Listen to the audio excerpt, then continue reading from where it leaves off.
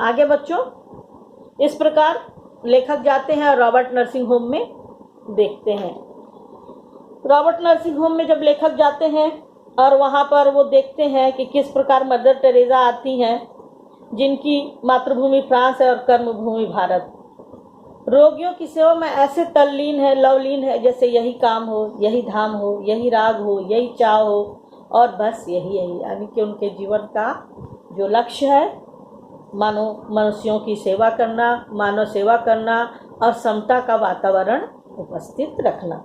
इस प्रकार वो आगे बढ़ते हैं। इस पद्य पाठ में देखते हैं मदर टेरेसा कैसे रोगियों की सेवा कर रही हैं, सबके पास जाती हैं, सहानुभूति और प्यार के साथ रोगियों के माथे पर हाथ रखती हैं, रोग से कपकपाती उनके शरीर को थाम लेती हैं, उनके रोगों का निवारण करने का प्रयास करती हैं, प्रेम से संवाद करती हैं और फिर से आगे बढ़ते हुए जो रोगी अधिक पीड़ित है उसके पास जाती हैं और कहती कि मैं आज तुम्हारे लिए प्रार्थना करूंगी, क्योंकि तुम्हें आज अधिक पीड़ा है, तुम्हारा रोग आज तुम्हें अधिक सता रहा है। वो बोलता है रोगी कि माँ आप मेरे लिए आज प्रार्थना करो और कल भी मेरे लिए करना। तो मदर टेरेसा कहती है नहीं, कल उसके लिए करूँगी जो तुमसे अधिक पीड़ित होगा, जो तुमसे अधिक रोग से ग्रसित होगा, मैं उसके लिए कल प्रार्थना करूँगी। और इसी प्रकार वो आगे चली जाती हैं। प्रभाकर जी मदर टेरेसा का ये रूप देखते हैं और वो पाठ में आगे कहते हैं कि इस प्रकार मदर उनके सामने से चली गई और उनके साथ ही एक नव युवती दूसरे दिन आती हैं जो विशिष्ट धवल वेश में है, गौर और आकर्षक हैं। ऐसा लगता है गौर और आकर्षक तो वो ऐसी है युवती जैसे कि चांदनी को घोल कर ब्रह्मा ने इसका निर्माण किया हो। रूप और स्वरूप का एक दैवी साचा सी वह लड़की, नाम है उसका क्रिस्टहेल्ड और जन्मभूमि है जर्मनी। फ्रांस की पुत्री मदर टेरेसा और जर्मनी की दुहिता क्रिस्टहेल्ड एक साथ, एक रूप, एक ध्येय, एक रस। यहाँ पर देखिए लेखक कह रहे हैं कि फ्रांस और जर्मनी एक दूसरे के शत्रु देश हैं, लेकिन मानव सेवा के क्षेत्र में इन शत्रु देशों की दोनों स्त्रियां, दोनों नर्सों में कोई भी दुराव नहीं है, कोई नफरत नहीं है, कोई घृणा नहीं है। दोनों भारत में आकर जो मानव सेवा कर रही हैं और उनमें एक साथ हैं, कोई मतभेद नहीं है, एक रूप है, दोनों नर्स हैं, सेवा सेविका हैं, एक ध्येय अर्थात एक लक्ष्य है जीवन का, एक ही उद्देश्य है उनके जीवन का और एक रस अर्थात एक ही जैसा आनंद दोनों को प्राप्त हो रहा है। तो ये विलक्षण बात है, जहाँ हम एक दूसरे से धर्म, जाति, वर्ग, विभिन्न प्रकार की छोटी छोटी बातों पर लड़ते रहते हैं, झगड़ते रहते हैं, नफरत करते हैं, घृणा करते हैं, वहीं वहाँ देखिए रॉबर्ट नर्सिंग होम में कि एक देश ने दूसरे देश को नेस्तनाबूद कर दिया है, लेकिन वहाँ की दोनों युवतियों का परस्पर कोई द्वेष नहीं है, कोई नफरत नहीं है, कोई घृणा नहीं है, क्योंकि उन्होंने जो मानवता का क्षेत्र चुना है, मानव सेवा का जो क्षेत्र चुना है, जो आनंद उसमें मिल रहा है, जो उनके जीवन का एकमात्र ध्येय है, उन दोनों में कोई भी मतभेद नहीं है। दोनों एक सी हैं, एक ही रस चाहिए दोनों का जीवन एक है, दोनों का रूप एक है। और मदर टेरेसा और क्रिस्टहेल्ड के इस स्वरूप को देखकर प्रभाकर जी उन्हें पूछते भी हैं। आप जैसे जैसे पीडीएफ में पाठ पढ़ेंगे देखेंगे कि प्रभाकर जी वहाँ पूछते हैं मदर टेरेसा से नहीं, क्रिस्टहेल्ड से पूछते हैं कि तुम क्या मदर टेरेसा के साथ रहती तो क्या तुम्हें याद नहीं रहता कि तुम्हारे उनके देश ने तुम्हारे देश को नेस्तनाबूद कर दिया था, युद्ध में उसे समाप्त कर दिया था, लगभग पराजित किया था, सैकड़ों लोग मारे गए थे। तो क्रिस्टहेल्ड बोलती है नहीं, जबकि प्रभाकर जी को ऐसा लगा कि जब वो उनकी बुराई करेंगे तो क्रिस्टहेल्ड जरूर कुछ ऐसा कहेंगी, लेकिन नष्ट तेज था चुभन गहरी। और वो मदर टेरेसा जवाब देती हैं वहां पर कि हिटलर बुरा था, उसने लड़ाई छिड़ी, पर इससे उस लड़की का भी घर ढह गया और मेरा भी, तो हम दोनों एक हैं। इस प्रकार मदर टेरेसा उत्तर देती हैं उनको कि जो आपने कहा कि दो देश जो दुश्मन देशों के स्त्रियां हैं, कैसे वो एक दूसरे से इतने प्रेम के साथ रह सकती हैं, उसका वो उत्तर देती हैं। और मैं सोचता रहा, लेखक कहते हैं, मैं सोचता रहा, मनुष्य मनुष्य के बीच मनुष्य ने मनुष्य के बीच मनुष्य ने ही कितनी दीवारें खड़ी की हैं, ऊंची दीवारें, मजबूत फौलादी दीवारें, भूगोल की दीवारें, जाति वर्ग की दीवारें, कितनी मनहूस, कितनी नगण्य, पर कितनी अजय। यहाँ पर लेखक ने कहा कि ये दीवारें जो हमने खड़ी की हैं, मनुष्य ने ही मनुष्य के बीच दीवारें खड़ी की, किसी और ने नहीं, किसी और शक्ति ने भी नहीं। और ये कैसी दीवारें हैं? जो धर्म की है, जाति की है, वर्ग की हैं, विभिन्न प्रकार की भौगोलिक दीवारें हैं कि ये मेरी सीमा है, ये तेरी सीमा है, तू मेरे सीमा में मत आ, मैं तेरी सीमा में नहीं जाऊंगा। ये सब दीवारें कैसी हैं? बड़ी मनहूस हैं, किसी को सुख और शांति प्रदान किसी को भी सुख और शांति प्रदान नहीं करती है। मनहूस है, नगण्य है, इनकी कोई गिनती नहीं है, इतनी सूक्ष्म है, आंखों से दिखाई नहीं देती, पर अजेय है। पर आज तक मनुष्य अपने इन स्वयं की निर्मित दीवारों से बाहर निकल नहीं पाया। चाह कर भी इन दीवारों को अब गिरा नहीं सकता, क्योंकि ये दीवारें वर्ग, जाति, धर्म, भौगोलिक रूप से अजेय हो चुकी हैं, इसे कोई भी जीत नहीं पा रहा है। और इस प्रकार आप देखिए, क्रिस्ट हेल्ड और मदर टेरेसा को वो देखते हैं, और उन दोनों को देखकर उनको उनकी मानव सेवा पर गर्व होता है।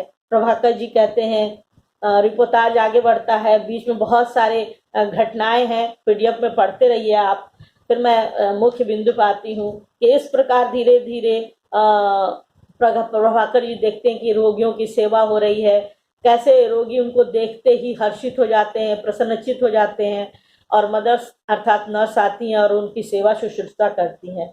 लेखक कहते हैं कि मैंने बहुतों को रूप से पाते देखा, बहुतों को धन से और गुणों से भी बहुतों को पाते देखा था, पर मानवता के आंगन में समर्पण और प्राप्ति का यह अद्भुत सौम्य रूप आज अपनी आंखों से देखा है कि कोई अपनी पीड़ा से किसी को पाए और किसी का उत्सर्ग सदा ही किसी की पीड़ा के लिए सुरक्षित रहे। प्रभाकर जी कहते हैं कि मैंने इस संसार में सम्मान, नाम, प्रसिद्धि बहुतों को अपने रूप से, सुंदर रूप से पाते देखा, बहुतों को धन से पाते देखा, और बहुतों को गुणों के कारण इस संसार में प्रसिद्धि, सम्मान, मान पाते हुए देखा। लेकिन मानवता के आंगन में अपना सब कुछ त्याग कर, समर्पित करके दूसरों के लिए प्रसिद्धि पाने का ये महान कार्य, ये महान रूप मैंने इसी रॉबर्ट नर्सिंग होम में आकर मदर टेरेसा को, सिस्टर क्रिस्ट हेल्ड को और मदर मार्गरेट को देख कर पाया है। कहते हैं कि कैसा सौम्य रूप है इनका कि कोई अपनी पीड़ा से किसी को पाए और किसी का उत्सर्ग सदा किसी की पीड़ा के लिए सुरक्षित रहे, अर्थात उत्सर्ग त्याग। प्रभाकर जी का कहना है कि कोई किसी को अपनी पीड़ा से पाए, व्यक्ति पीड़ित है और वो पीड़ा में है, दुख में ग्रसित है, उसे बीमारी हुई है, नर्स आती हैं, मदर्स आती हैं, उनकी पीड़ा को अपने स्नेह से, अपने मानवता रूपी सेवा से, शुश्रूषा से उनकी पीड़ा को कम करने का चेष्टा करती हैं। तो यहाँ वो उनकी पीड़ा को कम करती हैं और वो उनके स्वरूप को देखकर रोगी भी अभिभूत है। किंतु ये पीड़ा कम करना क्या है? कुछ भी नहीं है, अपना सर्वस्व देती हैं, अपना सर्वस्व त्याग करती हैं उस पीड़ा के लिए।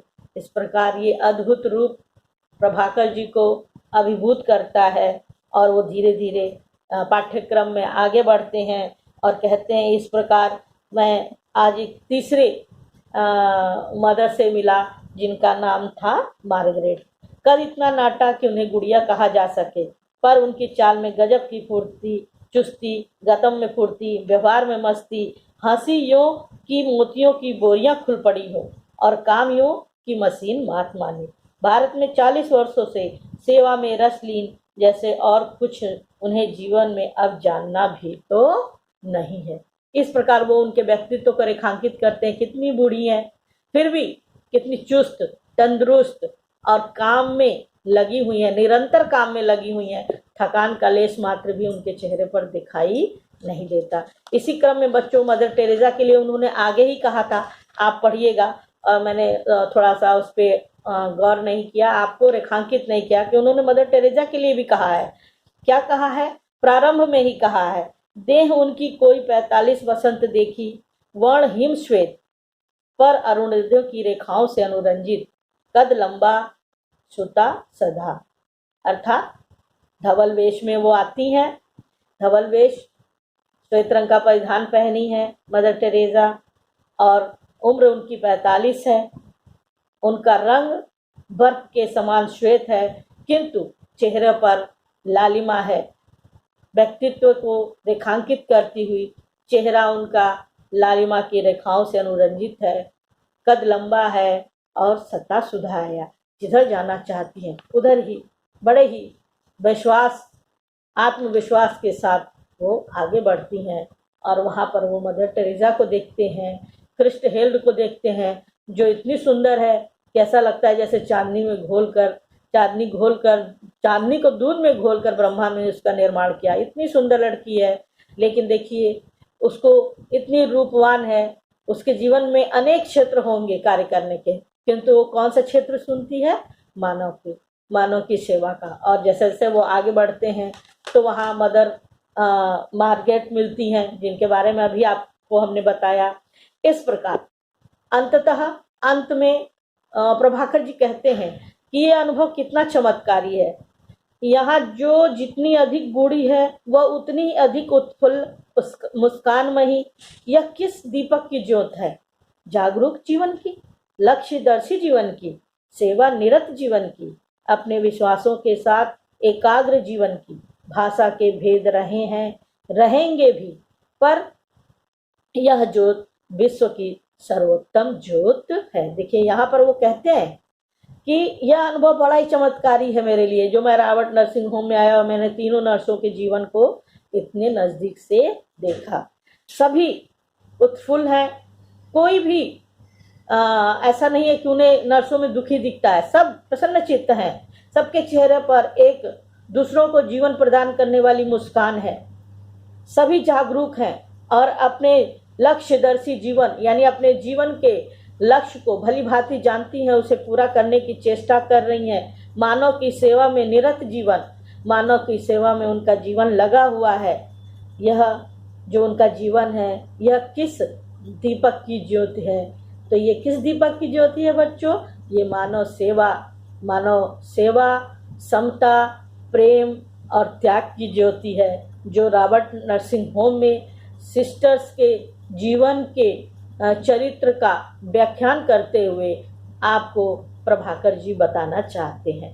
वो कहते हैं कि सभी यहाँ अकेले हैं अपने अपने विश्वासों के साथ। इस संसार में भाषा के भेद रहे हैं और रहेंगे भी है। विभिन्न प्रकार के भाषा के लोग आएंगे, रहेंगे, किंतु जो विश्व में सर्वोत्तम ज्योति होती है, मानव सेवा की ज्योत, उस ज्योति से श्रेष्ठ और कोई ज्योति इस संसार में नहीं है। तो विश्व की सर्वोत्तम ज्योत है मानव सेवा और समता और प्रेम की ज्योत, जो ये मदर्स, जो सिस्टर्स नर्स हैं, मदर टेरेसा, क्रिस्ट हेल्ड और मदर मार्गरेट, इन तीनों ने जो ये ज्योति जलाई है, ये विश्व की श्रेष्ठ ज्योति है। और देखिए अंततः वो कहते हैं कि सिस्टर क्रिस्ट हेल्ड ये कहती हैं कि मैं तो अभी भील, जहाँ बनवासी रहते हैं, वहाँ जाना चाहती हूँ। मुझे जाने की परमिशन मिल गई है, मैं वहाँ रहूँगी। लेखक सोचते हैं कि इंदौर में तो फिर भी अत्याधुनिक सुविधाएं हैं, लेकिन आदिवासी क्षेत्रों में तो जीवन की विषम परिस्थितियाँ भी हैं। फिर भी वहाँ जाने के नाम से ही क्रिस्ट हेल्ड इतनी खुश है, इतनी प्रसन्नचित्त है। तो वो इतने प्रभावित होते हैं कि आज के समय में ऐसे लोग मिलते नहीं, ऐसे व्यक्तित्व दिखाई नहीं देते हैं। वो कहते हैं, देखिए, सिस्टर क्रिस्ट हेल्ड हम भारतवासी गीता को कंठ में रखकर धनी हुए, पर तुम इसे जीवन में लेकर ले कृतार्थ हुई। हम गीता अर्थात हमारा भगवत गीता, हमारी धार्मिक पुस्तक। लेखक कहते हैं हम तो भागवत गीता को पढ़ते हैं, सुनते हैं, समझते हैं, लेकिन उसे अपने जीवन में धारण नहीं करते। हम यहीं तक रुक जाते हैं। उस भगवत गीता को सम्मान देते हैं, पढ़ते हैं, समझते हैं, सुनते हैं, लेकिन उस भगवत गीता के बताए हुए रास्ते पर अपने जीवन को कभी भी चलाते नहीं है। इसके विपरीत वो विदेशी हैं, उनकी भाषा भी दूसरी है, धर्म भी दूसरा है, किंतु वो भगवत गीता के उपदेश, उसके बताए हुए रास्ते उनका जीवन है। धन्यवाद बच्चों। इसी के साथ मैं पीडीएफ वगैरह भेज रही हूँ, जीवनी लिख लीजिएगा। पीडीएफ में पाठ को ध्यान पूर्वक पढ़िएगा। मैंने दोनों तीनों व्याख्या जो आपको दी है उसको ठीक से किया भी है, और जीवनी भी लिखिएगा, और उसके पश्चात मैं फिर आपको एक नया पाठ का वीडियो डालूंगी। धन्यवाद बच्चों।